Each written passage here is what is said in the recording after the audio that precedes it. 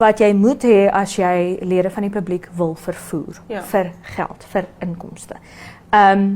En Wykonekundi het nou gesê, luister, julle Yango drywers kan nie ongereguleerd hier rondry nie, julle ry met mense van die publiek, julle kry geld, so julle moet hierdie PDP, PRP, PCP, wat ook al die saak is, moet julle kry.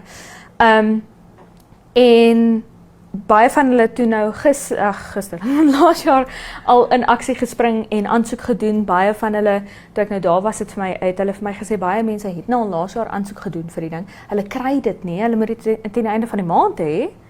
Anders kan hulle nie mense vervoer nie. Ja. Of jou alternatief is, kry 'n tydelike ene teen 850 Namibiese dollar 'n maand.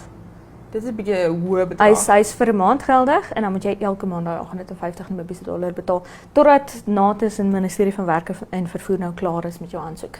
Baie van hulle sê, luister, ons verwelkom dit. Ons is oop om ons wil aan die reëls voldoen. Ja. Ons wil nie onwettig ry nie. Ons